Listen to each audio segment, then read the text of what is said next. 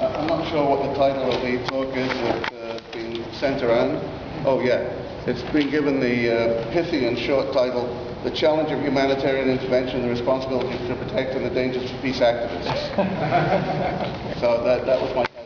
I've given it a shorter title, which is The Empire Strikes Back, C-3PO to R2P.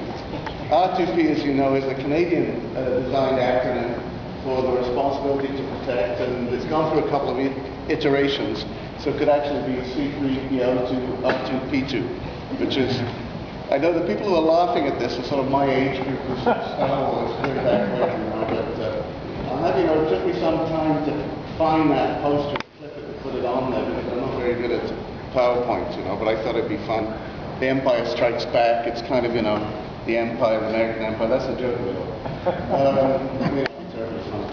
Anyway, so my thesis is like a really strikingly simple thesis, that the responsibility to protect doctrine, which was incubated and nurtured right here in dear old Canada before it was unleashed on the world stage, and we have Paul Martin and Michael Ignatieff and other geniuses to thank for that.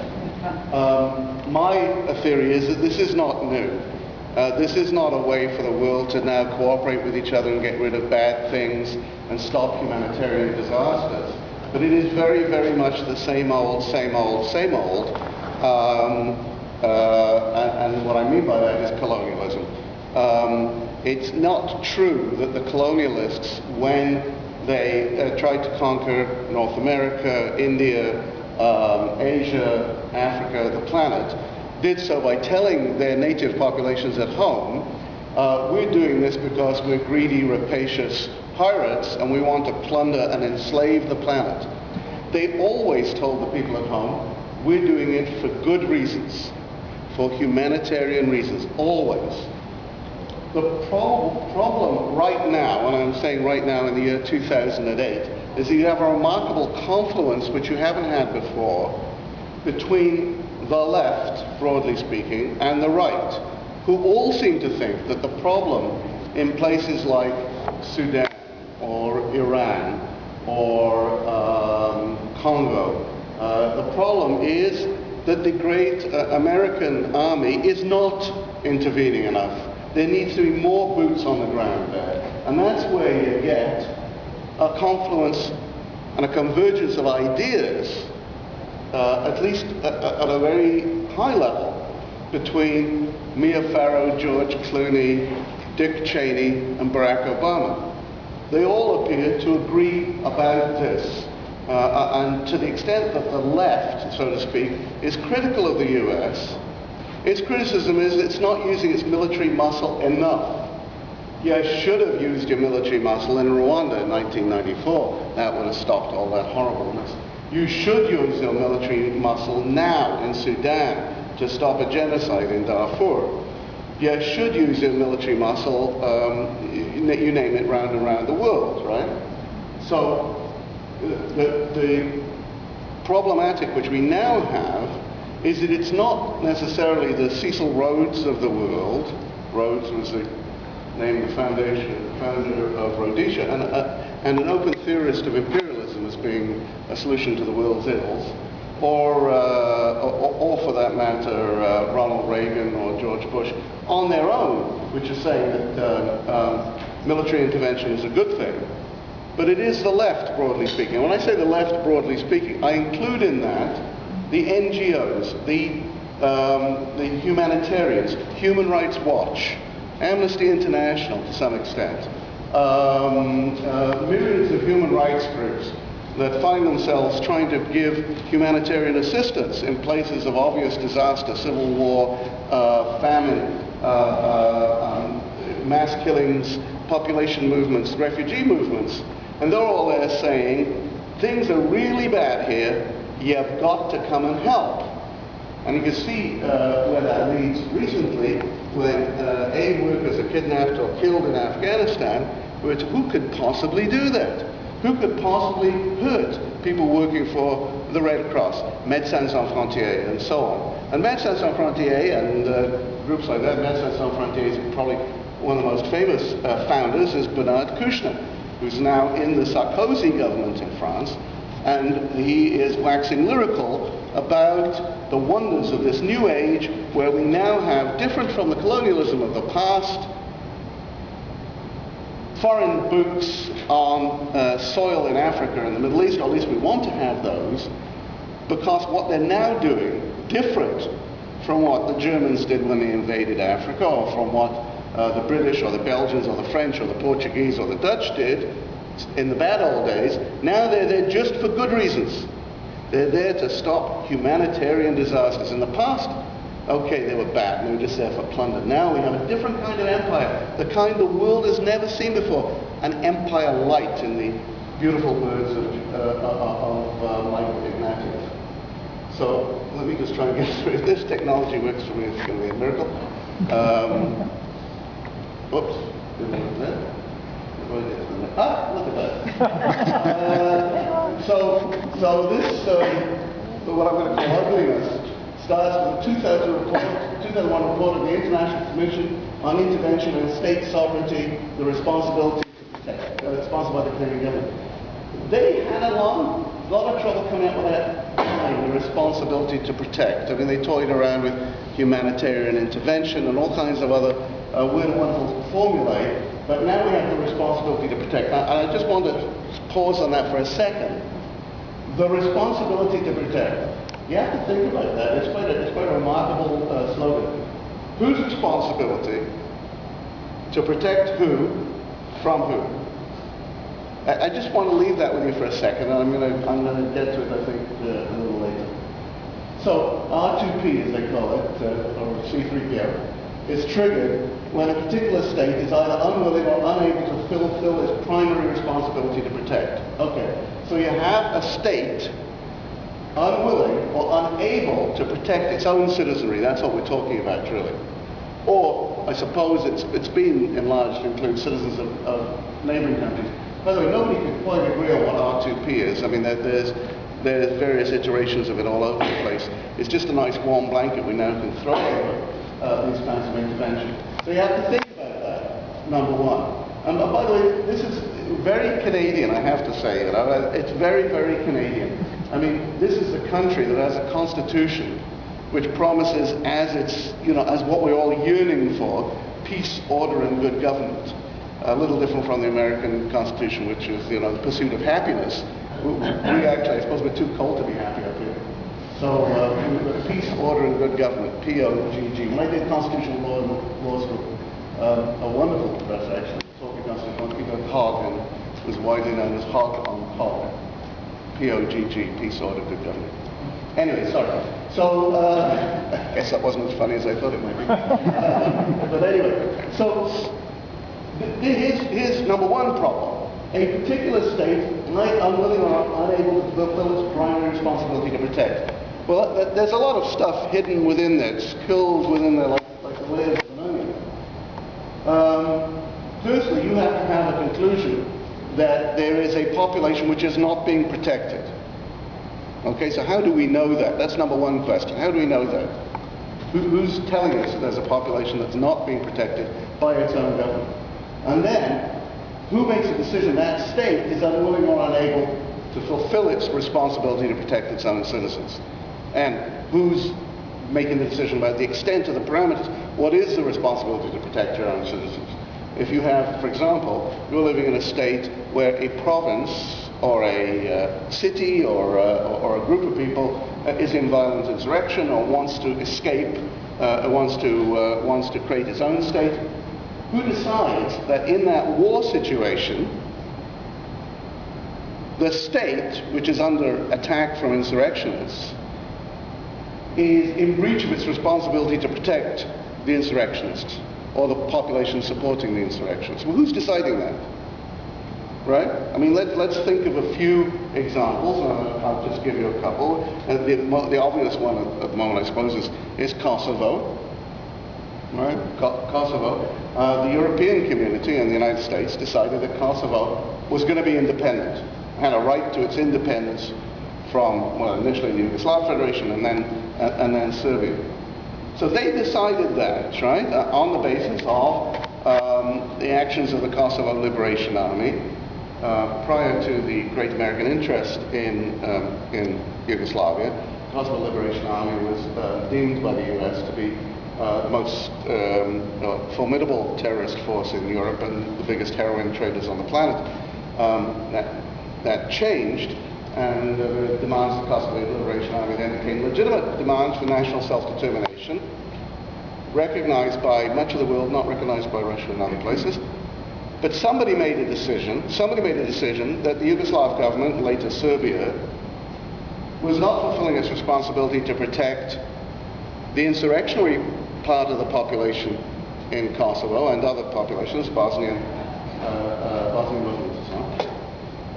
And we decided that was so bad that the international community, read NATO, had to step in and actually remove the government in Belgrade, put its leaders on trial, the trial's still going on, and rejig the territory. So Kosovo now is independent, quote unquote.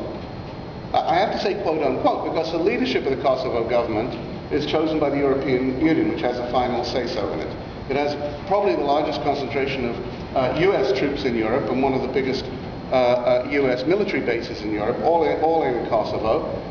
Kosovo doesn't get to decide on things like central banking, foreign policy, etc., etc. That's all controlled by a commissioner from the European Union. But we've accepted various stories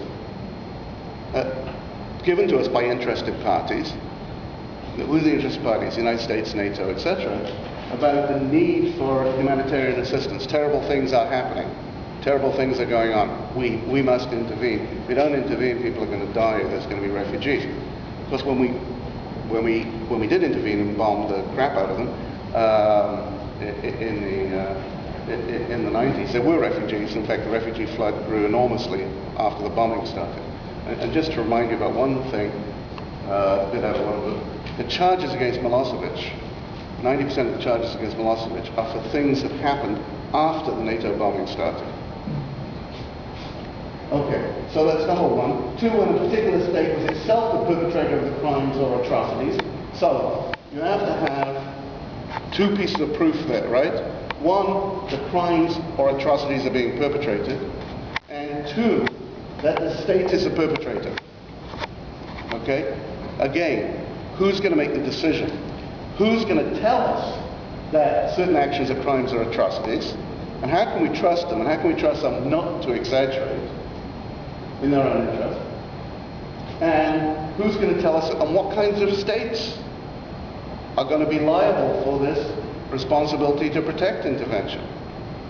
Is it, I mean, I just hazard a guess here, and just throw this out, would it be primarily states who are outside the US or European orbit? Would it be states that the US and Europe don't completely control and don't completely like? Could it possibly be states like Zimbabwe, Sudan, Somalia, Iran? Could it possibly be them? Or are we talking about states which commit human rights abuses like the United States of America, Great Britain? Are we talking about those kind of states? And just to pose the question is to give you the answer. It's ludicrous to think that anyone's going to intervene in the United States because of the vast overrepresentation of African American youth in American jails. That anyone's going to intervene in the United States because it's one of the very few countries on the planet to execute juveniles. That anyone's going to intervene in the United States because of its habit of causing death, destruction, famine in other countries. And let me ask one other thing. What is a crime or atrocity? What are we talking about? I mean, it's very easy to watch images on television about population movements in Darfur and so on. But how about this as a crime? As a crime? I mean, I did a lot of work in Tanzania in the last 10 years. And just as an adjunct to my work, I found out that 1 in every 5 Tanzanian children dies before the age of 5 from measles. This isn't something that happened when Julius Nyerere was in power. But Julius Nyerere's form of African socialism, which included universal health care and free education, was deemed by the International Monetary Fund to be a bad thing. And the free market was deemed to be a good thing. So Julius Nyerere's form of African socialism no longer exists. There is no free education in Tanzania, and there is no universal health care. We have some humanitarians here very concerned about the rise of AIDS and such in Africa, as they should be. And there are some wonderful doctors and so on who go over there and are worried about measles and so on. But frankly, they can't do anything about it because of the free market ideology that's been imported into Tanzania. How can you stop AIDS when children can't afford to go to school? How do you stop the spread? How do you tell people that they should engage in safe sex, for example? How on earth do you do that? But that's not the kind of disaster that we ask for military intervention. In fact, we have intervened in Tanzania. We have intervened to redistribute the wealth from Tanzania to North America. We've intervened there, and we've told them, we'll strangle you as an economy, as a society, if you don't do what the IMF wants you to do. So where does the military intervention go? Do we militarily intervene in Tanzania to enforce healthcare standards? Or did we militarily intervene in the United States to stop them from impoverishing Africa? Three. People living outside a particular state are directly threatened by actions taking place there. Obviously some sort of apologia for attacking places like Afghanistan and so on. But let's go back to something, and if I'm going to plea for anything in this little workshop, it's for international law. And there's a lot of wonderful things in international law, and for very good historical reasons. But it's being ripped apart at the moment. Let's see if I can do this properly. Whoops, I didn't. No. Okay. Nuremberg Principles. So after World War II, the Nuremberg Tribunal set out principles which are basic principles of international law. And they describe three types of crimes. Crimes against the peace, which include planning, preparation, initiation, or waging of a war of aggression. I'm sorry, I couldn't get rid of that blue underlining. I cut and pasted it from Wikipedia, actually. Planning, preparation, initiation, or waging of a war of aggression, or a war in violation of international treaties, agreements, or assurances, or participation in a common plan or conspiracy to the accomplishment of any of those acts. 2. War crimes, violations of laws or customs of war, which include murder, ill treatment, deportation, slave labor, etc., etc. And crimes against humanity, murder, extermination, enslavement, deportation, other inhumane acts against any civilian population. You can see how these principles derived from the experience of the civilized world in the face of Hitler's aggression in World War II. I want you just to note something, just think about it for the time being. We now have a plethora of international criminal courts. The International Criminal Court, the Sierra Leone Court, the International Criminal Tribunal for Rwanda, for Yugoslavia, one going on in Cambodia and one suggested in terms of the one happening in Lebanon in terms of the assassination of the Rafik. To my knowledge, none of these international criminal courts has the jurisdiction to deal with any crimes against peace. They're strictly limited to war crimes and crimes against humanity. However, I'm never going to get through. However, the chief American prosecutor, Robert Jackson, at Nuremberg said this: to initiate a war of aggression, therefore, is not only an international crime, it is the supreme international crime, differing only from other war crimes in that it contains within itself the accumulated evil of the whole. So let's take an example, if we can. In 1994, the two black African presidents were assassinated. President Habyarimana of Rwanda and the Hutu president of Burundi. They were assassinated on April 6, 1994. Within hours of their assassination, chaos, well, there was already chaos in Rwanda, but the chaos got qualitatively worse, and people started dying. People started hacking up their neighbors and things started happening, right? Now, that happened in 1994. We're now in 2008. Where is the international outrage at the assassination of Habyarimana, which everybody acknowledged triggered the mass killings? Everybody acknowledges that. Where is that? I mean, Olof Palme in Sweden was assassinated. Everybody got correctly worked up about it and tried to figure out who did it. A right-wing politician in Holland was assassinated about 4 years ago. Everyone was upset about it. Rafik Hariri is assassinated in Lebanon. We're told Syrians maybe did it. We're all upset about it. 2 black African presidents, I'm not talking about vice presidents, but 2 black African presidents are assassinated in 1994, triggering an unimaginable bloodbath, triggering a regime change, triggering a situation which includes Congo right at the moment, and the death of something like 3 to 5 million people in the last 10 years. And where's the international outcry? The International Criminal Tribunal for Rwanda says it doesn't, the prosecution said we don't investigate plane crashes. We have no jurisdiction to deal with this. We're just coming to deal with the bloody mess that followed. And somebody pointed out, it's rather like, you know, wandering into a room and you see 2 people beating each other bloody. Well, what do you think of that? Well, that's pretty terrible. You know, there's a crime, call the police. Except you're at the MGM Grand in Vegas and it's a prize fight. If you don't know it's a prize fight, you don't understand what you're looking at. And if you're looking at, for example, a snapshot of a humanitarian disaster, Rwanda 1994, Darfur 2007, whatever it is, unless you understand what triggers that, the root causes and so on, frankly, you're part of the problem. And the International Criminal Court, for example, the International Criminal Tribunal for Rwanda, whose prosecutors resolutely refuse to look into who killed Habyarimana and started the bloodshed, and resolutely refuse to prosecute anybody on the current government side, I would suggest is part of the problem, not part of the solution. And particularly since now we have indictments in Europe which say that the responsibility for the death of Habyarimana is laid at the foot of the current government of Rwanda, who presumably knew what would happen once they did that. The problem is then, what the new humanitarian intervention teaches us is the opposite of what Robert Jackson, the American prosecutor at Nuremberg, taught us. We're being taught that, don't forget about the crime against the peace, but let's just look at these war crimes and crimes against humanity in isolation and make a decision based on that. And in fact, commit a crime against peace by intervening militarily in a foreign country. Now, right after World War II, again concurrent with the Nuremberg Tribunal, the United Nations got together, and for one primary reason.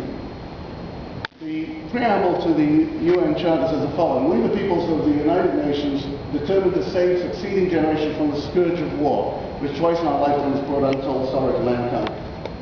That's the basis of the UN. My suggestion to you is that that's being torn apart at the moment by this responsibility to protect.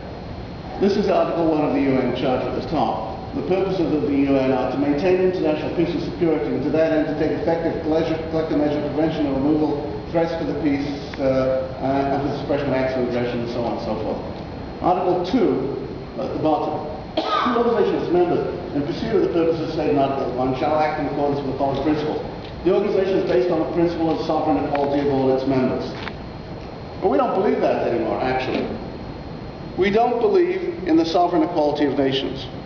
What we do believe, I mean Michael Ignatieff and Ed Broadbent and Mia Farrow and Dick Cheney and George Bush and Barack Obama, a whole bunch of very strange bedfellows, is that there are some countries which are sovereign and there are some countries which are less sovereign. Now, there was a whole doctrine of this during the early colonial period about states which were more deserving and states which are less deserving. The genius of the UN, and by the way, this was in accordance with the Treaty of Westphalen going back to the 1600s, was to recognize as a matter of law, what was already existing in international law, is that all nations are sovereign and equal. All are sovereign and equal in law. Cuba, Zimbabwe, the Netherlands, Ireland, the United States are equal. But now we have this peculiar doctrine. No, some actually aren't. They're failed states. They were states at one point in time, but something happened to make them failures. The criteria are very, very murky, other than they're presumably non-white states, basically, with the exception of Yugoslavia, I suppose. But they're states which came, and once you have failed, you're no longer sovereign, you're no longer entitled to your sovereignty, and you're no longer equal to all other sovereign nations. And it was recognized by the UN and all scholars that the rights of nations to sovereignty were among the most important human rights until close to the collapse of the Soviet Union, which is where, by the way, if you want to know what the historical change is, that's the change. That's the change. I mean, the US couldn't consider throwing its weight around the world exactly in the same way, although it did. Well, there was another competing superpower and competing ideology. With that out of the way, we can do away with sovereignty and bank regulation and all of those nasty things that come along with that. But it was believed by virtually all international law scholars that the rights of peoples to self-determination and the rights of nations to sovereignty was the foundation of all other human rights. This is now turned on its head, and we're now told that individual human rights trump the rights of peoples to self-determination, the rights to sovereignty. I think this is profoundly dangerous, because I think in that mix, individual human rights get lost as well as sovereignty. John Stuart Mill, a great liberal philosopher, it says the following: nations which are still barbarous have not got beyond the period during which it's likely to be for their benefit that they should be conquered and held in subjugation by foreigners. That's a nice, I mean, I appreciate John Stuart Mill saying that, because it's nice and clear. But what difference is that from the rationale of George Bush in going into Iraq? I mean, whatever rationale he had at the moment, okay, forget the weapons of mass destruction, but the final ex post facto rationale which they landed on, which is we got rid of a dictator, we're bringing democracy. And same with Afghanistan. Afghanistan, we're going in there to create security and stability to a very unstable, insecure place, which doesn't accord rights to women, which is an irrational theocracy. Why is that any different from what John Stuart Mill said hundreds of years ago? It's just nations which are still barbarous, and let's fill in the nations which we, who are not barbarous, think are barbarous: Zimbabwe, Iran, Sudan, Haiti. They're very good. No, that's a wonderful example. Haiti. What's that? Somalia, Iraq, Afghanistan, Russia. If anyone watched the contretemps over Georgia and North Ossetia, South Ossetia, places which we learn. Okay. This is a quote from a great humanitarian interventionist. I made some cuts so that it's not immediately obvious. It's not immediately obvious as to who's talking. But I'd like you to figure out who's talking here. Minorities living there have been ill-treated. This was a prelude to a humanitarian intervention. Minorities living there have been ill-treated in the most distressing manner. An attempt was made to try to justify the oppression of the, he names the minority, but I didn't want to say because I'm trying to do something amusing here. Oppression of the whatever minority by claiming that they had committed acts of provocation. I don't know what these provocations on the part of women and children consist if they themselves are maltreated, in some cases killed. Such minorities have been abused, tormented, economically ruined, and above all, prevented from realizing the right of self-determination of nations also for themselves. Who is that? Who made that quote? Any guesses? Is it Hitler's justification of being Poland? Exactly right. That's Adolf Hitler. Adolf Hitler. And Adolf Hitler is telling us that Germans, the minority of Germans, and I think it, by the way, it's Germans in the Sudetenland, actually not Poland, but but he used the same thing. And he's complaining that the women were being raped and killed, children were being abused, populations were moving, refugees were moving. He couldn't sit by. And in fact, if you want the complete quote, he says, I've been very, I've been trying to do things diplomatically. They won't listen to me. I just got to answer with a sword. I've got to answer with a sword back to them. And let me remind you, if you read your Globe and Mail, that one of our great humanitarians, Stephen Lewis, is telling us all right now that the government in Harare, the Mugabe government, one of its weapons of war is rape. It's raping women. We should get in there and do something. There's a list of places we should get in there and do. And again, my thesis is the list of places includes only places that are on the outs with the US, like Zimbabwe for the moment. But you could, I'm not claiming that by any stretch of the imagination Stephen Lewis is a fascist or a Nazi or anything like that. But we have now a spectrum of people supporting imperial military intervention. And we have to say imperial military intervention. When we're talking about military intervention, we're not talking about Iranian troops intervening in Colombia. We're not.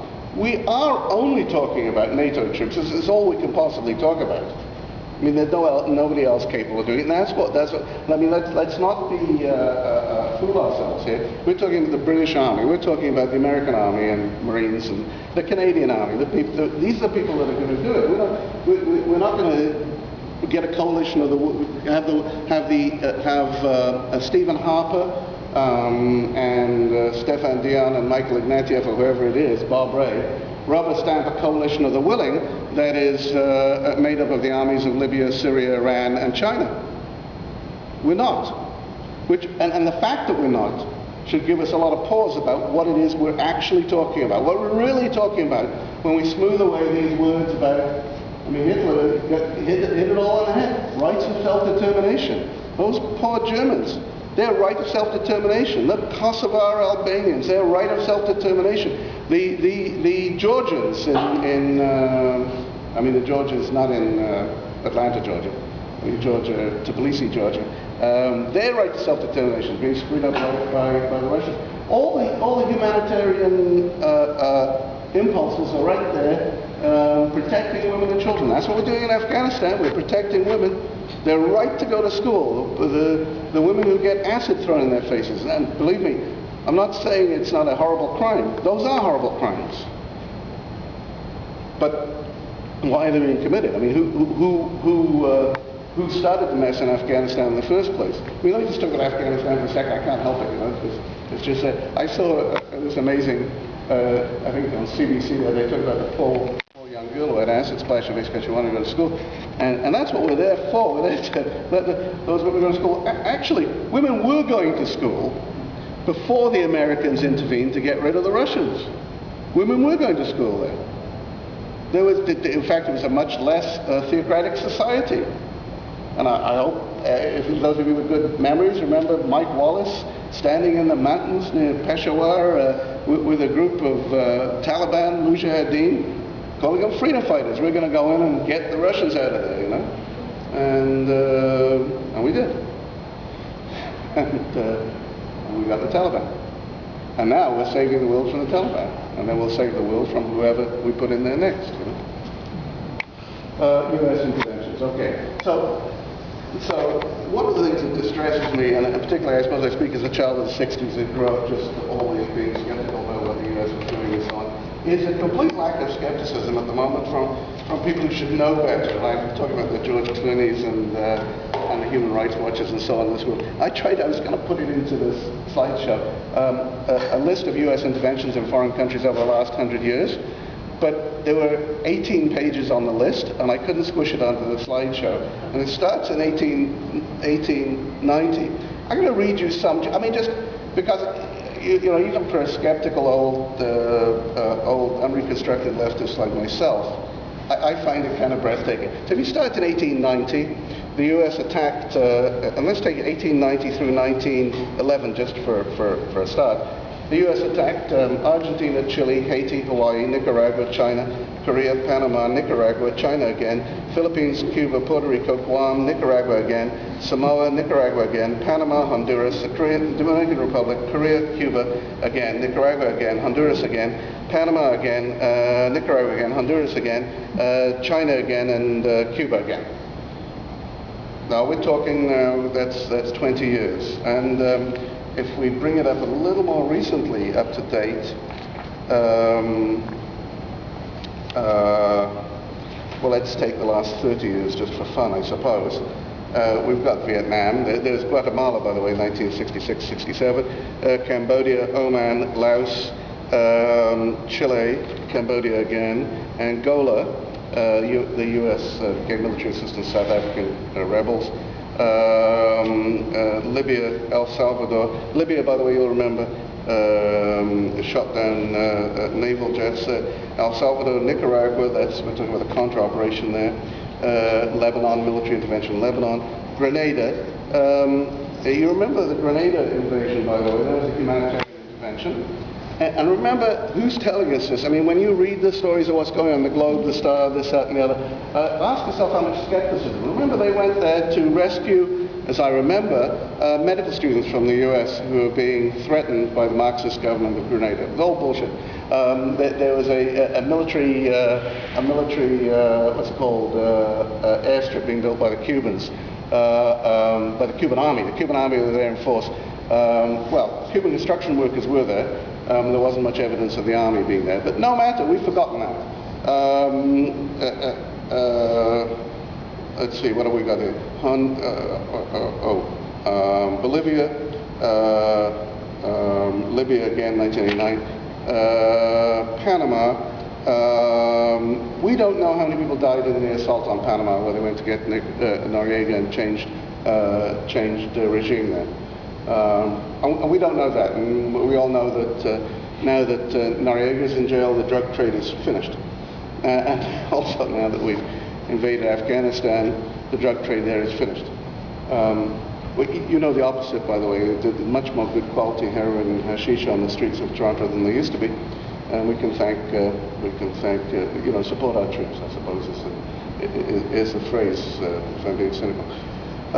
Liberia, Iraq, Kuwait, Somalia. Well, Kuwait, let's try that. I mean, and look, this is all an exercise in just memory. We need memory. We really need it really badly. Saddam Hussein invaded Kuwait. Nobody had much of an appetite for attacking Iraq until we got this poor woman wearing a chador who came on television and told us that when the Iraqi troops, those brutal bastards, invaded Kuwait City, they took over a hospital and threw premature babies out of incubators. Pretty horrible, eh? And it kind of works you up, right? Except it was a lie. Except the woman was put up there by Hill and Knowlton, an advertising agency, to do all that because the American people needed to be worked up. And look, I'm not disparaging the American people. I mean, I'm glad that they need to be worked up for this. I'm glad that people have humanitarian impulses. And it's not simply a question of saying we need to grab the oil in the Middle East, or we need to stop the Chinese from getting the oil in Darfur. Right? Obviously that doesn't wash, and you've got to say to your own population, no, we're going in there for good reasons. We're the good guys. We're the 7th Cavalry. We're the guys in the white hats, and we're going to help. Gulf of Tonkin. Everyone remembers that Lyndon Johnson ordered the bombing of North Vietnam because of the attack by North Vietnamese forces on a U.S. ship in the Gulf of Tonkin. Never happened. Never happened. And the Americans say, remember the Maine. That was the cause of the Spanish-American War, where the battleship Maine was attacked by the Spanish. That didn't happen either, by the way. So we really should remember the Maine, and we really should remember the Gulf of Tonkin, and the invasion of Grenada, and the invasion of Panama, and so on. The difficulty is that as soon as the dust was settled, everyone says, well, we were driven into war in Iraq by a series of lies, weapons of mass destruction, and this, that, and the other thing. I mean, I remember the night Colin Powell gave his famous speech to the UN with showing, satellite photographs of trucks and all this kind of crap. I was on a show which is now gone called Counterspin, and I was debating against the head of the Canadian Jewish Congress, who has an interest for some obscure reason in attacking Iraq and so on. And I made a bit of a joke. I said, well, you know that there are no weapons of mass destruction in Iraq because the proof of that was that the Americans were preparing to attack it. So like a joke because they only attack weaker people. That was the joke of it, So I got attacked in the Canadian Jewish News later that week as being a marble-headed leftist, and they gave the joke but without the punchline. I said there was proof there was no weapons of mass destruction, but then they didn't give the punchline. And the guy who wrote the articles never apologized to me, although I know him. Anyway, so what I'm trying to say is, here we have this massive list of U.S. interventions. I mean, you can't count them almost. And as I say, 18 pages of them that I pulled off the internet. We turn around to them and say, please, Mr. Bush, Mr. Obama, American Marines, you got to help out. We trust you. You're the armed forces there to do the world good, And who's saying this? It's Human Rights Watch saying this. It's Amnesty International saying this. Amnesty, by the way, bought the babies in incubators story, so blind and sinker. and repeated them. Now, I'm not saying Amnesty doesn't do good things, they do. But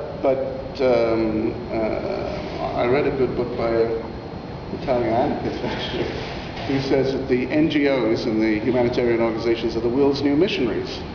The missionaries, as you remember, used to go to Latin America and convert the natives and so on, and then they would come back. When I was a kid, I always remember stories in the British papers about nuns being raped in the Congo. Well, you know, the day after nuns are raped in the Congo, the British Marines are in there, right? Because, you know, we're going to protect the nuns in the Congo, who may or may not have been raped, I don't know, but there we are. So let me move on. Warren Harding, this is when he was Senator Warren Harding before he came. He said, "We unsheathed the sword in the name of humanity, and we gave proof to the world at that time of an unselfish nation." And that's what's critical about all this. Not only do we ask for the Americans to send the troops in, but we say it's a sign of your unselfishness. You're no longer protectionist. You're no longer, I don't know if protectionist is the right word, American exceptionalist. You're not sticking within your own frontiers. It's your duty to the world. So the responsibility to protect is a humanitarian impulse. Just like we're so unselfish to bring democracy to Iraq, to bring stability and peace to Afghanistan. I mean, who could gainsay those motives? They're just superbly wonderful motives. And sorry if we bomb a wedding party full of civilians. They shouldn't have been in Afghanistan at the time. It's their fault, you know. I mean, they should know it's dangerous. And here's our next Prime Minister, the 21st century imperium. Because only he would use a word like imperium, you know. I mean, anyway, it's a new invention in the annals of political science. Isn't that fabulous? It's just fabulous, you know. An empire light, a global hegemony, use grace notes, free markets, human rights and democracy, enforced by the most awesome power the world has ever seen. Guantanamo, Bagram, Iraq, Afghanistan, a new organization. I mean, does Michael Ignatieff actually think that when the Romans tramped all the way to my native Wales on the one end of the world, they actually went a bit further, and the Middle East on the other, they were saying to everyone, let's do this because we're really nasty bastards? Or we're bringing the benefits of Roman civilization with us? I mean, one of the benefits of Roman civilization, by the way, was that anybody could become a Roman. Didn't matter the color of your skin or your religion. You could also become enslaved. You could also become a Roman. I mean, at the time that the Romans were attacking the Jewish uprising in Palestine, one of the generals was Jewish, Josephus. And he was a full Roman citizen. So I'm not sure that the 21st century imperium is quite as liberal as the Roman Empire. But anyway, not on that point anyway. And here's a couple of other great humanitarians. National sovereignty is an obligation as well as an entitlement, and government that will not perform the role of government forfeits the rights of a government. So here we are, we're back to failed states and deserving and undeserving nations. There used to be deserving poor and undeserving poor in Charles Dickens' times. And so there we go. Let's guess the government stated from and Richard Pearl forfeited those rights. Would it be the Americans by breaking international law and attacking Iraq and Yugoslavia and Panama and Grenada and Vietnam and etc., etc.? When I say attacking Vietnam, the Americans dropped, I mean, you probably know this, I'm boring you with it, but the Americans dropped more bombs on Laos during the Vietnam War than all sides dropped on each other in World War II. And he's been prosecuted for that. I know they're trying to prosecute some aging leaders of the Khmer Rouge. But how did the Khmer Rouge get into power? And by the way, the Khmer Rouge, of course, they have an interesting history. When Vietnam attacked Cambodia, the Americans protected the Khmer Rouge, but you know, we don't talk about that because our memories are very short, you know. This is the UNESCO Chair of Human Rights, who says the following, which is in line with what I think, I guess. A logical conclusion might be that humanitarian crises are sometimes engineered to bring Africans to their knees, so that from the source of the crises, humanitarians can then intervene to dress up the suffering inflicted. And let me tell you what I think Professor Omara Otunu means. And I get to the most controversial thing, I guess, which is Darfur. So in Darfur, you have a war going on, fighting. And you have rebel groupings, and there are a large number of rebel groupings, and the Sudanese government. And Darfur is part of Sudan, and there are some people who want to break Darfur away from Sudan. So the rebels, by the way, don't exist in a vacuum, actually.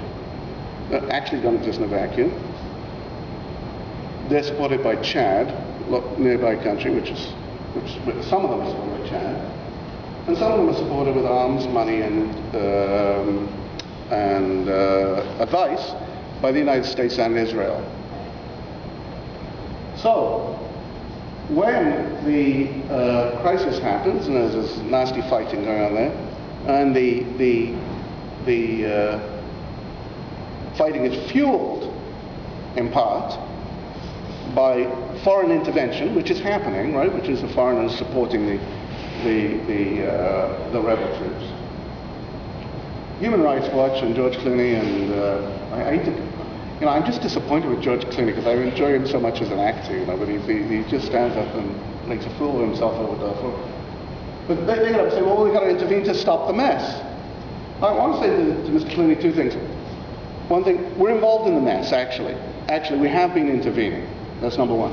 Number two, when the rebel forces understand that their irons are going to be pulled out of the fire by the 6th Cavalry, I said 7th Cavalry, but it's the 6th Cavalry, by the 6th Cavalry, what's their interest in peace at that point in time?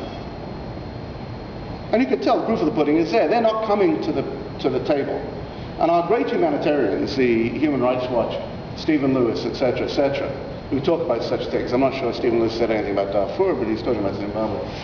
They don't sit down and talk about international peace conferences, diplomatic pressure. Let's get people together. They talk about sending the goddamn troops. And I can tell you something, the JEM movement thinks when they send in the troops, they'll get to power. So what the hell do they need to put their arms down for? No one's telling them to put down their arms, certainly not Human Rights Watch. They're not telling them to put down their arms.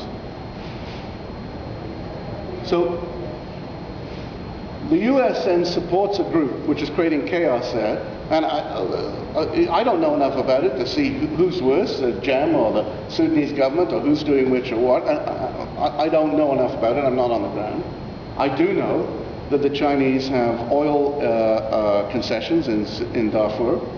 I do know that that's probably upsetting to the United States, but I'm not a conspiracy theorist.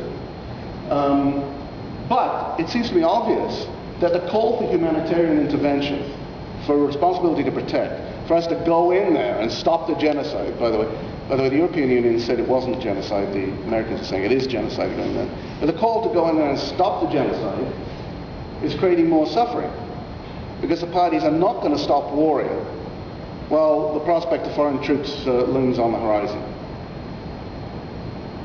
And I want to take the other thing, the poster boy for humanitarian intervention, and this is something which I know something about. I've appeared as defense counsel for a long time for the International Criminal Tribunal for Rwanda.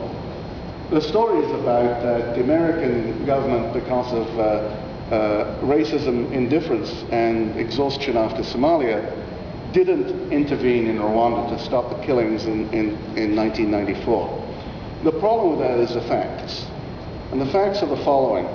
That at a time when the US was twisting arms around the world for intervention, and foreign intervention and troops in Yugoslavia and so on, they were similarly twisting arms at the UN Security Council for no intervention in Rwanda. And it wasn't a question at that time about American troops intervening in Rwanda. Madeleine Albright says that she worked tirelessly to prevent any country from intervening in Rwanda. The US didn't have to expend one soldier in 1994. And here's another fact which is stubborn and people don't talk about. The government, which was overthrown in 1994, the Rwandan government, which is now accused of being the architect of the genocide, asked, after the presidential plane was shot down April 6, 1994, went to the UN and said, please send in foreign troops to stop the killings. At the same time, the Rwandan Patriotic Front, now the government of Rwanda, heavily supported by the United States, still heavily supported by the United States, said to foreigners in Rwanda, and this is by about April 10, we will not guarantee your safety. We will shoot on any blue helmets who come in. Now, what do we take from all that? Those are facts. They're incontroverted. They're nobody disputes, I think, those are facts. But what do you take from those facts? Was it racism that caused the Americans not to intervene? I'll give you one other fact. The Rwandan Patriotic Front and the Ugandan government invaded Rwanda in 1990. At that time, the Rwandan army, the army which was accused of committing the genocide, was 5,000 strong. Only 5,000 strong. Because the Rwandan government had a treaty with France and a treaty with Belgium. And Belgium and France said, you don't need to have a big army. If you're ever attacked, we'll come and help you. We'll send our soldiers. So you don't need a big army. Have a small army. So they had a small army, 5,000 people. And when they were attacked by Uganda and the Rwandan Patriotic Front in 1990, who vastly outnumbered the 5,000 people, by the way, France and Belgium sat on their hands. And they sat on their hands all the way through to late in 1994. France sent in something of a force in July of 1994 called Operation Turquoise. It did have some effect in stopping some of the killings that were going on there. The Rwandan army, by the way, now is 50,000 strong. 50,000, 10 times the size of the army before. And now, that Rwandan army is invaded Congo twice, overthrowing its government once, and is now heavily backing Laurent Nkunda, who is the so-called rebel there, although Laurent Nkunda, to my understanding, was a member of the Rwandan Patriotic Front, now leading his own army. I don't believe that the Rwandan government has ever charged him with desertion or anything like that. So the Rwanda story, I think, at the end of the day, is that the US had a horse in that race. And the horse was the Rwandan Patriotic Front.